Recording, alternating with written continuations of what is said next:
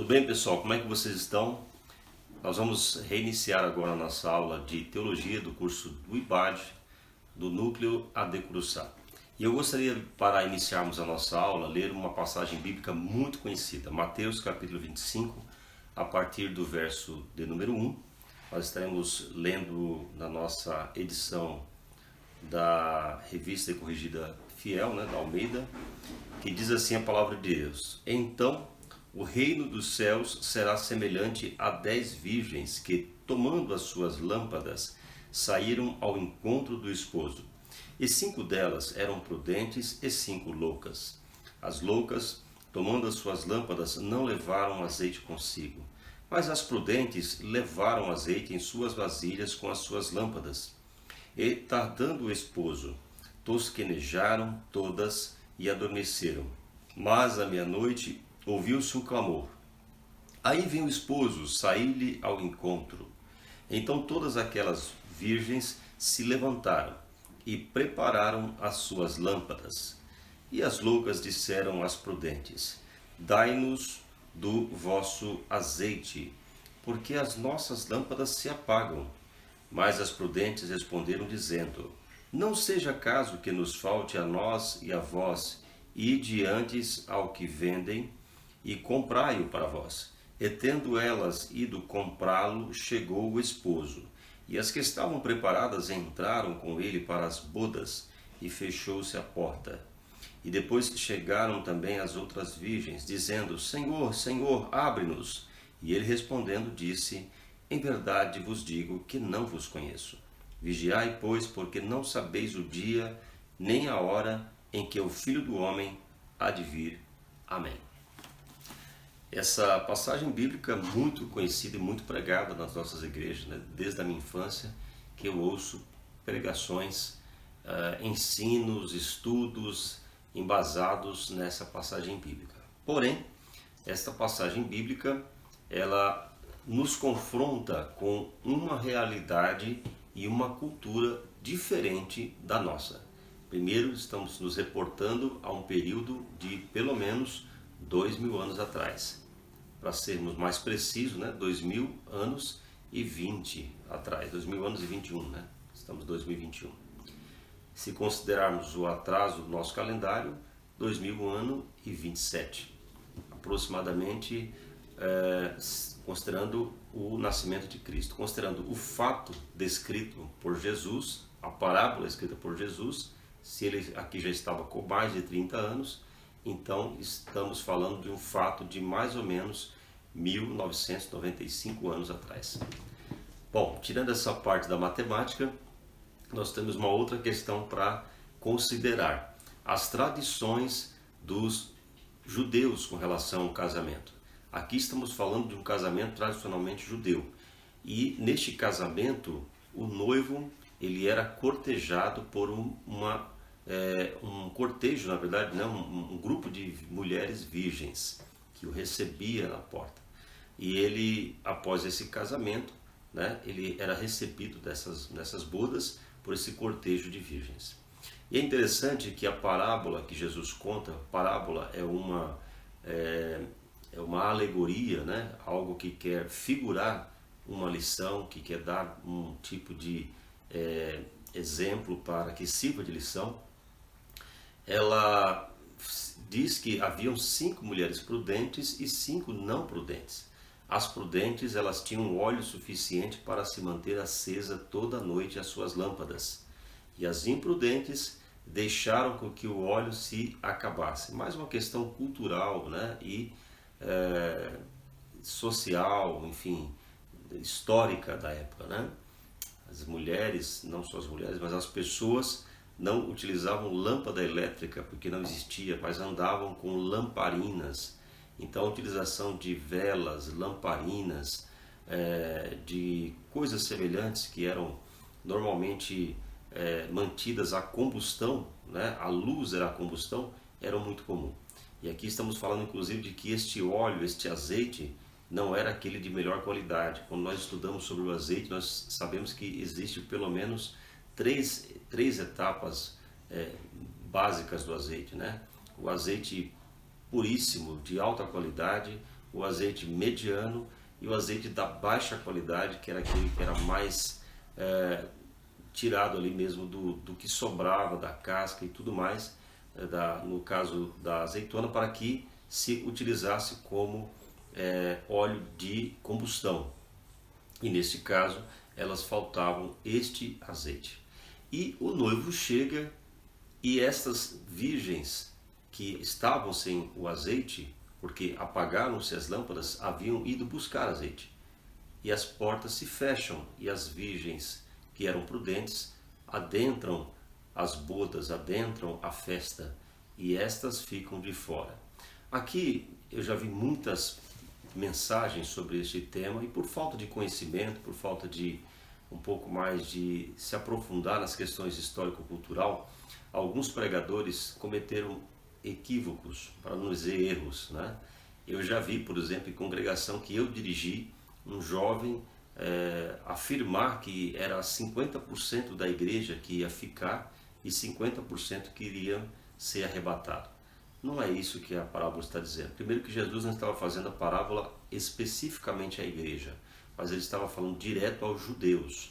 Portanto, aqui está mais relacionado ao judaísmo, e aí a gente pode entender que seria com relação à segunda vinda de Cristo, quando ele vai reencontrar com os judeus, com os seus irmãos, agora em pessoa, né?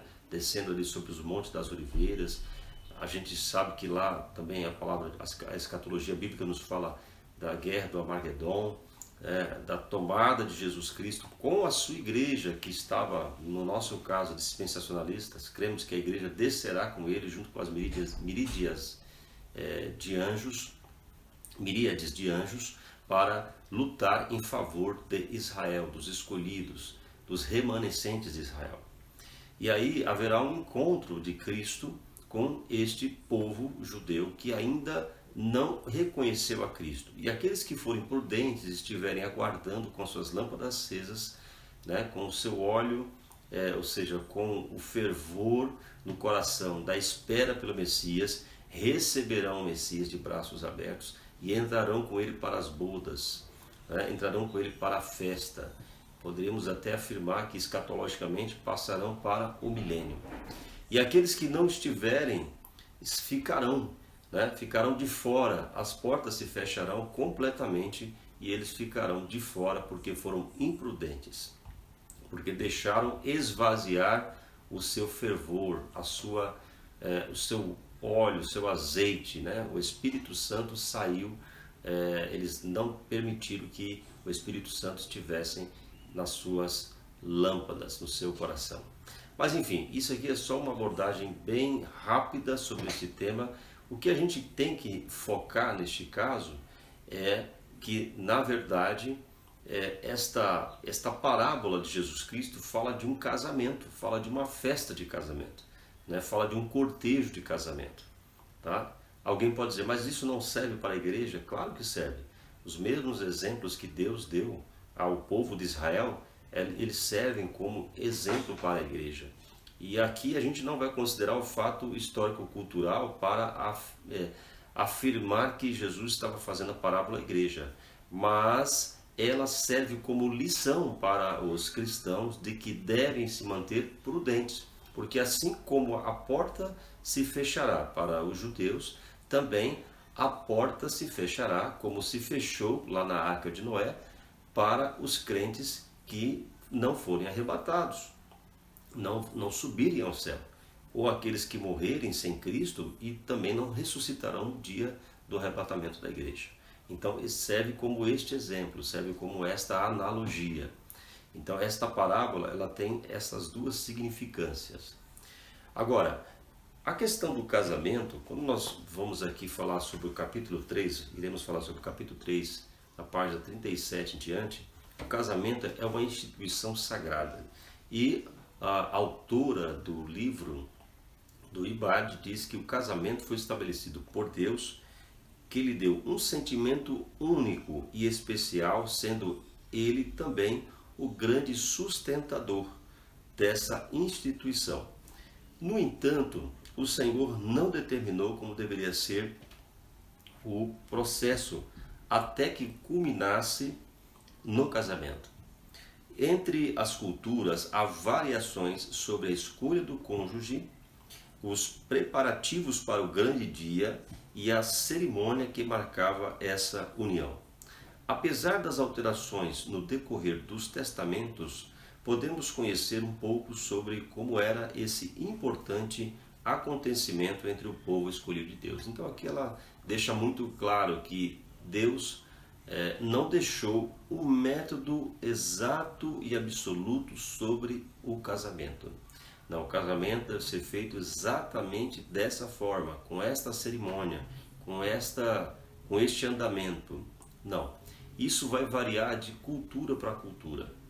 Isto vai variar da época, das questões éticas e morais consideradas para as famílias, para as sociedades em seu determinado tempo. E aí a gente tem que tomar cuidado para não querer fazer uma analogia absoluta entre o que está na Bíblia do Antigo Testamento para os dias de hoje. É muito difícil fazer essa analogia absoluta. O que fica para nós? O princípio do casamento. Qual que é o princípio do casamento? Qual é o valor do casamento? Em que momento nós devemos valorizar para não se perder na tradição atual, porque a tradição tem a sua importância e ela tem o seu significado espiritual. Então é interessante que o projeto divino já começa lá no Éden, quando Deus criou Adão e do próprio Adão, da sua costela, faz Eva. Então criando ali a ideia de união, de unificação, um parte do outro. E portanto a vontade de Deus era que este modelo de união entre o homem e uma mulher, portanto dois seres humanos de sexos opostos, se unissem não só para coabitar e ter filhos, mas também para instituir uma unidade social, espiritual e também sexual. Então veja que Adão não teve 2, 3 mulheres. Alguém pode até colocar, subentender, teologicamente, que para que ele tivesse outros filhos fosse necessário. Mas seria uma especulação, uma hipótese, porque também é possível que os próprios filhos de Adão tenham inicialmente tido relações com as irmãs para que ocorresse isso. Mas não vamos entrar aqui nessa seara, porque aí a gente entraria numa seara muito especulativa e hipotética. É interessante então que o homem e a mulher então fariam esse pacto, unicamente, então excluindo-se todas as demais pessoas da sua intimidade. Isso estaria espelhado na imagem de Deus. É o que Deus atribui para o homem como sendo dele esta percepção, esta imagem, essa perspectiva, ela é divina. Para esse relacionamento, então, Deus criou o amor, o amor para a convivência, o cuidado, o respeito, a atração sexual pelo outro, a cumplicidade. Então, naturalmente, o homem se atrai pela mulher. Aí você pode dizer, então justifica o homem atrair-se por outras mulheres? Pelo lado biológico, sim. Pelo lado espiritual, isso é apenas o quê? É uma consequência da degradação do gênero humano por causa do pecado de Adão, que nós vamos ver lá na frente. Mas é interessante que o povo de Israel sempre prezava pelo casamento. Não era normal que um homem ou uma mulher permanecesse solteira, mas que casassem. E tudo isso era sempre muito feito com festas, eram feitos sobre acordos, então tinha todo um cerimonial, tinha toda uma cultura, uma tradição em torno do casamento. Como nós lemos aqui, o próprio Cristo usa de parábolas do casamento para falar do reino de Deus. E Jesus ele apareceu na Bíblia com o seu primeiro milagre nas bodas de Caná da Galileia, ou seja, numa festa de casamento, transformando água em vinho. Transformando água em vinho ali, ele faz no casamento a sua primeira apresentação miraculosa. E é interessante que o assunto do casamento ele é simbólico, mas no Antigo Testamento Israel é comparado a uma esposa, né? Como está em Jeremias 31, 32, Isaías 54, Isaías 62, 4 a 5. E a infidelidade do povo de Deus era chamada de adultério, como está em Oséias 3:1, Ezequiel 16:32, capítulo 23, 37 e Jeremias 3:8. Então, essa linguagem no casamento era para mostrar o relacionamento de Deus com o seu povo. Então, da mesma forma que Deus tratava o seu povo com amor, e ele comparava isso ao casamento de um homem que ama a sua esposa, ele também comparava que o adultério que era cometido entre um casal, ou seja, um ato de infidelidade mais cruel, mais perverso e mais destrutivo dentro de um casamento, que é o adultério, também era cometido pelo seu povo quando se dobrava ou quando se prestava fidelidade ao outro que não era o seu principal companheiro, ou seja, aquele que era o seu verdadeiro Deus. Então, a idolatria do povo de Deus diante de falsos deuses, né, diante de ídolos, era considerado para Deus um adultério, né, dentro deste relacionamento de Deus com o seu povo, ou seja, o seu povo adulterando contra Deus, porque Deus não peca, Deus não comete erros. E aí o que acontece? A gente volta aqui ao Novo Testamento e o uso simbólico continua, né? Paulo compara o matrimônio com a união entre Cristo e a sua igreja, já falamos sobre isso, né? Está em Efésios 5, 22 a 32. E também Apocalipse, há um grande encontro de Cristo com os remidos, que é chamado de bodas do Cordeiro. Então o livro de Apocalipse também chama de bodas de Cordeiro este reencontro da igreja, do seu povo escolhido. Agora a igreja, né, que são todas as nações, salva por ele, encontra-se com o seu Salvador no céu, no paraíso, né, no ambiente celestial, para receber ali a sua recompensa, o seu prêmio, o seu galardão. E isso é uma grande festa, comparada a uma boda de casamento. Tal era o simbolismo do casamento. E o que podemos continuar aferindo aqui no caso da palavra de Deus, né? Então, isso está em Apocalipse capítulo 19, de 7 ao 9, e 22, 17, você pode ler aí na sua Bíblia. E devido a esta importância que Deus deu ao casamento, então ele vai ser reportado em várias situações e várias vezes durante a palavra de Deus, né? Durante o percurso da missão salvadora de Jesus Cristo na Terra. Agora, a escolha do cônjuge, ela partia de vários tipos de decisões, né? Primeiro que havia um limite de idade, né? Geralmente os judeus eles colocavam um limite de idade para a escolha do cônjuge, que não fosse muito, que não fosse criança, deveria sempre ter acima de 12 ou 13 anos de idade, no caso da mulher. O homem, né, era geralmente aos 13 anos e as meninas geralmente a partir dos 12 anos. Também era considerado absurdo que o homem, né, ficasse solteiro aos 20 anos de idade, então eles casavam muito cedo. Mas para alguns rabinos, a idade ideal para o noivo, né, ou para os noivos, era entre 18 anos de idade, mais ou menos. Bom, nós estamos com alguns cortes no vídeo, né, devido ao problema da internet, mas vamos continuar aqui. Então a escolha do cônjuge, ele poderia ser normalmente arranjado, era padrão da época, né? Não havia, como nos dias de hoje, alguém deve gostar do outro primeiro, tem que ser mútuo isso, um tem que aceitar o outro para se casar. Normalmente era feito sob acordo, normalmente era feito sob uma escolha impositiva, ou por outras questões sociais, econômicas, por relação de família, enfim, por interesses políticos. Geralmente era assim que se fazia o casamento.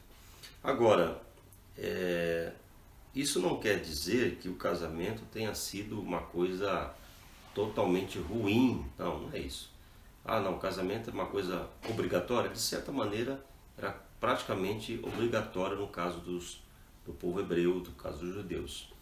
Mas Paulo também diz lá no Novo Testamento que se alguém não quer casar, que fique solteiro. Mas se não consegue se manter sem, né, ser atraído, né, por mulher, no caso do homem, né, então que não se abrase, mas que case, ou seja, que não fique por aí cometendo fornicação, mas que se case. Então o casamento também preserva a vida espiritual, porque traz ao homem, traz à mulher um certo equilíbrio na sua vida sexual e emocional. Agora, voltando aqui à questão do noivado, por exemplo.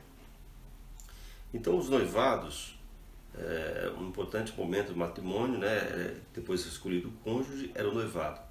Geralmente poderia ser marcada uma cerimônia, se fazia um banquete, trocas de presentes. Então havia todo um trabalho que era realizado para exatamente figurar, né, simbolizar ali o noivado. Era um cerimonial também o noivado. Era uma preparação. Porém não podia ter o quê? Relações sexuais, o que a Bíblia chama de coabitar, né? Então relações sexuais não era permitida durante o noivado. E as conversações eram geralmente em torno da festa e do dote do casamento. O pai da noiva normalmente recebia um dote de casamento e eram premiados com esse dote de acordo com os interesses da família. Nessa fase, né, do compromisso que se encontrava Maria e José, por exemplo, quando o anjo visitou Maria, ele deu a notícia da gravidez. José sabia que por causa da questão do legalismo, né, que ele ainda estava de noivo com Maria, ele poderia sofrer sanções e perseguições. Então ele resolveu se afastar de Maria. Mas Deus interviu através do anjo para que ele entendesse que era um propósito de Deus e que aquele filho não era dele, mas sim do Espírito Santo. Então essa questão do dote, voltando à questão do dote, por exemplo, no Antigo Testamento, era uma prática vinculada, né, ao casamento. Era uma quantia que o noivo, né, pagava a família da noiva, e não era que o pai estava vendendo a filha, mas atribuindo-lhe valor, ou seja, o dote ele simbolizava o valor que um pai ele dava à sua filha, uma forma simbólica. Evidentemente que tinha sim o seu valor econômico e evidentemente o dote era maior quando a exigência do pai da noiva era maior também.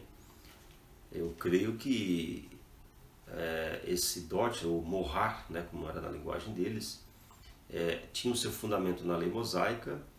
Está em Êxodo capítulo 22, verso 16 ao 17, Deuteronômio 22, capítulo 22, verso 28 a 29, e era o que chamava-se preço da noiva.